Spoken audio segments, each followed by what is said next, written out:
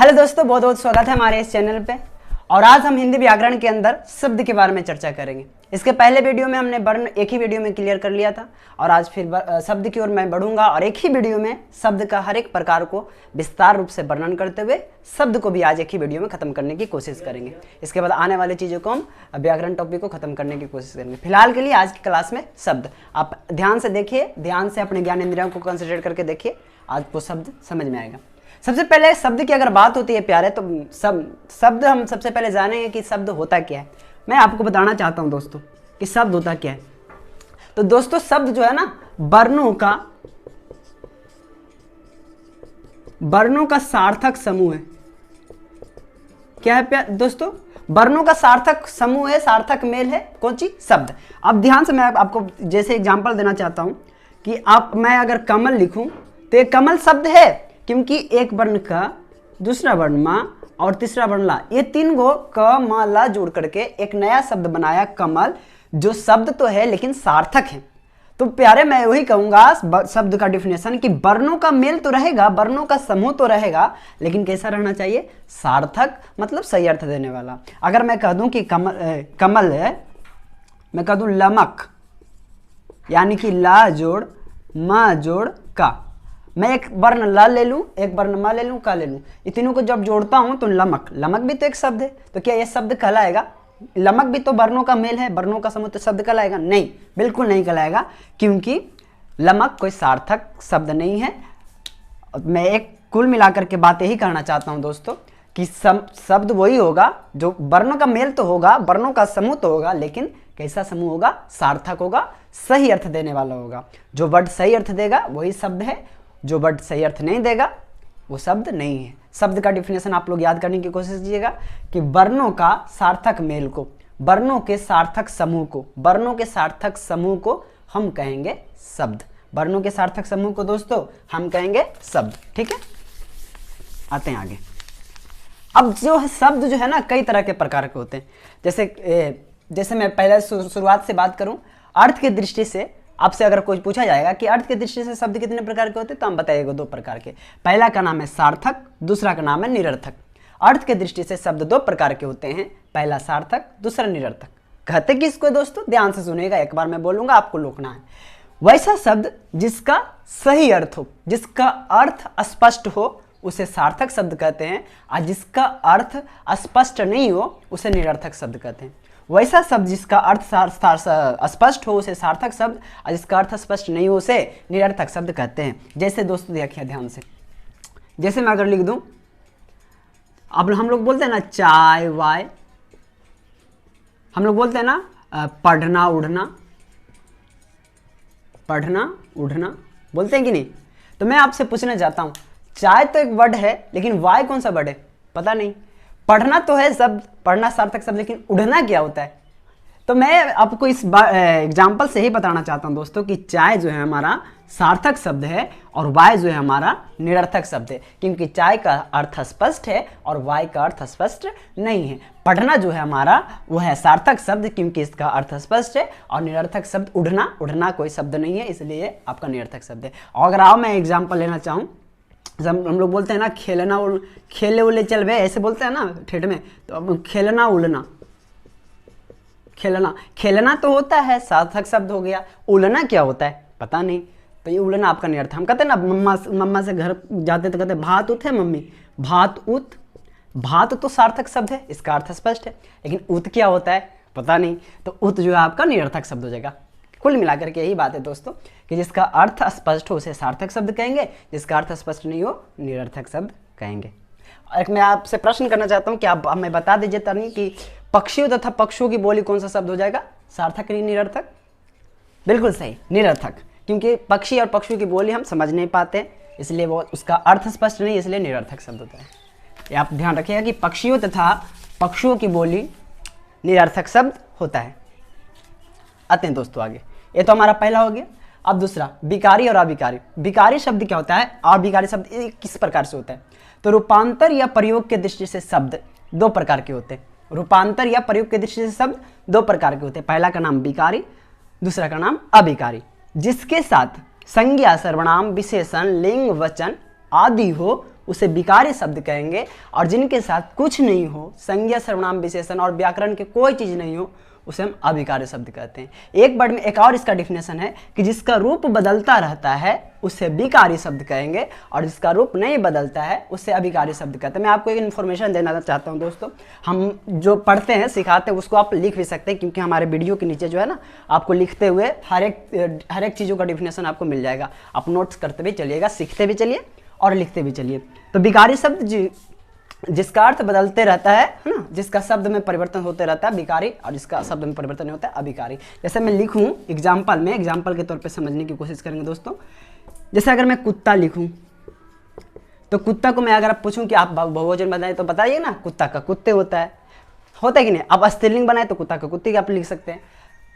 मैं लिखूं गाय लिखूं तो गाय का मैं पूछूंगा बहुवचन क्या है तो आप बताइए गाय। लिंग पूछूंगा तो बताइएगा स्त्रीलिंग है। संज्ञा पूछूंगा तो आप बताएगा जातिवाचक संज्ञा।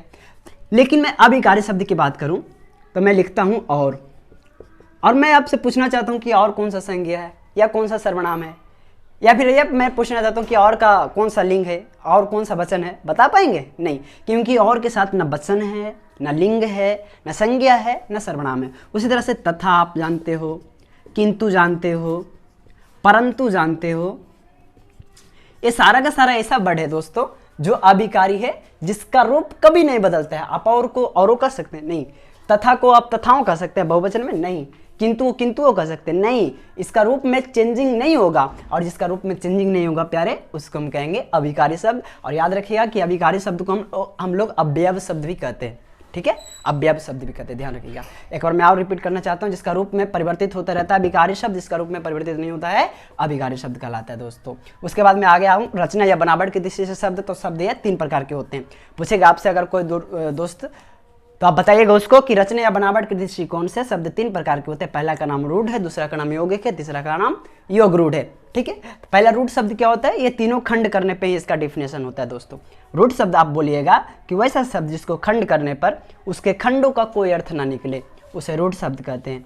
वैसा शब्द जिसको खंड करने पर उसके दोनों खंडों का अपना अपना अर्थ हो, उसे यौगिक शब्द कहते हैं। और वैसा शब्द जिसको खंड करने पर उसके दोनों खंडों का अपना अपना अर्थ हो तथा एक नया अर्थ दे, उसे योग रूढ़ शब्द कहते हैं, ठीक है दोस्तों। एग्जाम्पल पर समझिएगा।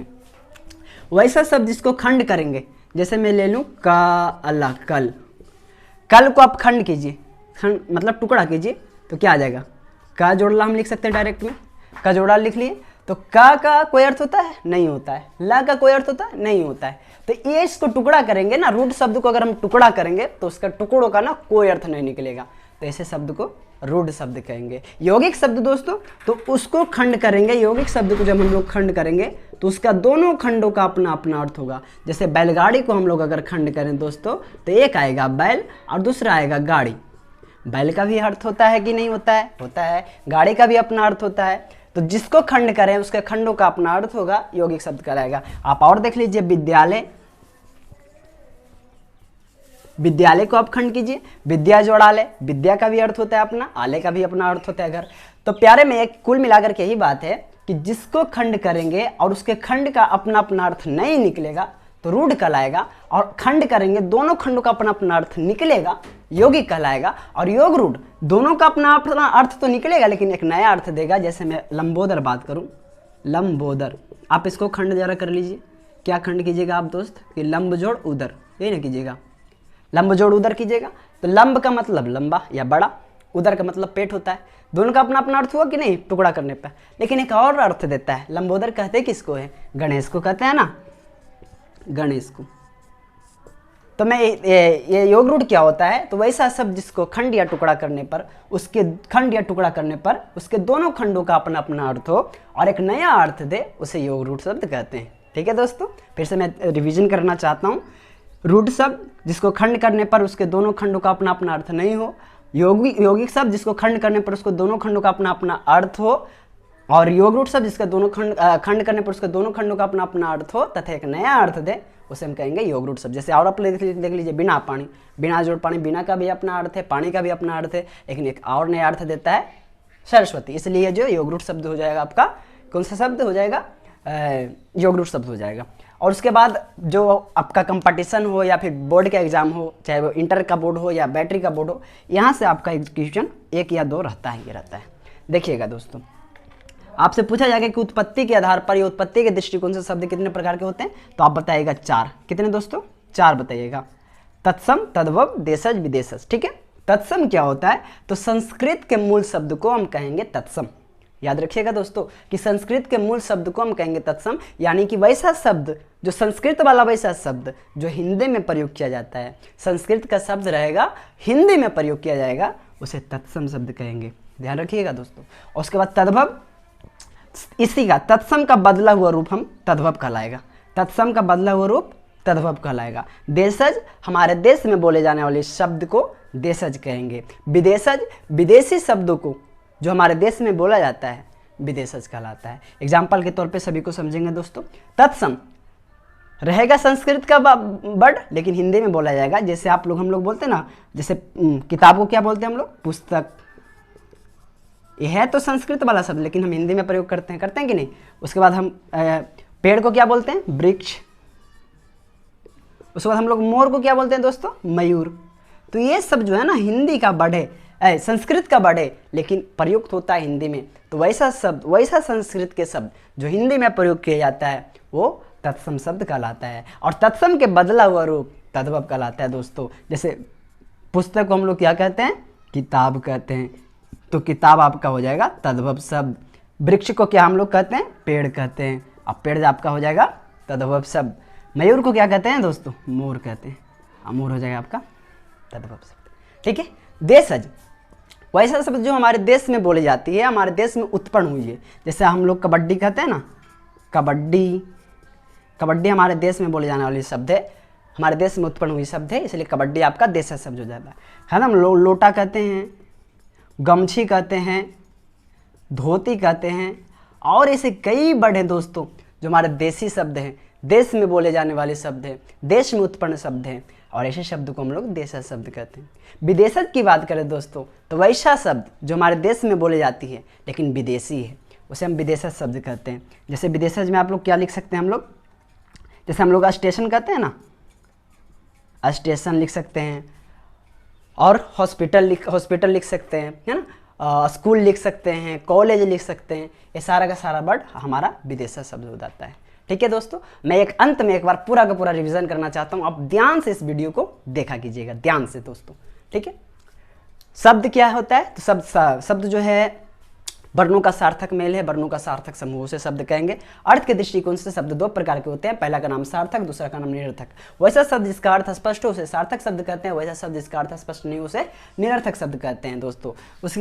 उसके बाद रूपांतर या प्रयोग के दृष्टिकोण से शब्द 2 प्रकार के होते हैं, पहला का नाम विकारी, दूसरा का नाम अभिकारी। जिसका रूप में चेंजिंग होते रहता है, जिसके साथ लिंग, वचन आदि होता है, उसे विकारी शब्द कहते हैं। और इसका रूप में चेंजिंग नहीं होता है, अर्थात जिसके साथ लिंग वचन कुछ नहीं होता है, उसे अभिकारी शब्द कहते हैं दोस्तों। भाषा या बनावट के दृष्टिकोण से शब्द 3 प्रकार के होते हैं, रूढ़, यौगिक और योग रूढ़। जिसका खंड करेंगे, टुकड़ा करेंगे, उसके दोनों खंडों का कोई अर्थ नहीं निकलेगा, रूढ़ कहलाएगा। और खंड करेंगे, टुकड़ा करेंगे, दोनों खंडों का अपना अपना अर्थ निकलेगा, यौगिक कहलाएगा। खंड और टुकड़ा करेंगे, दोनों खंडों का अपना अपना अर्थ निकलेगा और एक नया अर्थ देगा, योग रूढ़ कहलाएगा दोस्तों। उसके बाद उत्पत्ति के दृष्टिकोण से 4 प्रकार के होते हैं दोस्तों, तत्सम, तद्भव, देशज, विदेशज।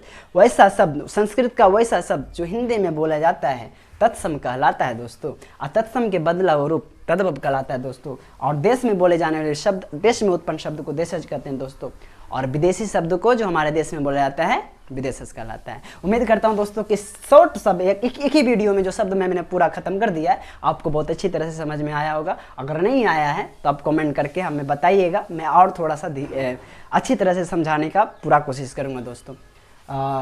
मैं उम्मीद करता हूं कि आपको इस वीडियो के माध्यम से शब्द अच्छी तरह से खत्म हुआ होगा, और मैं आपको बताना चाहता हूं इसी तरह से हर एक व्याकरण का टॉपिक मैं आपको क्लियर करूंगा धीरे धीरे। और मैं इस वीडियो के साथ आप भी हमारे साथ सहायता कीजिए, मदद कीजिए, ताकि मैं आपको हर एक चैप्टर को अच्छी तरह से करवा सकूं। तो बने रहिए हमारे साथ, इस चैनल के साथ बने रहिए। आपको ढेर सारी शुभकामनाएं, पढ़ते रहिए, बढ़ते रहिए। धन्यवाद।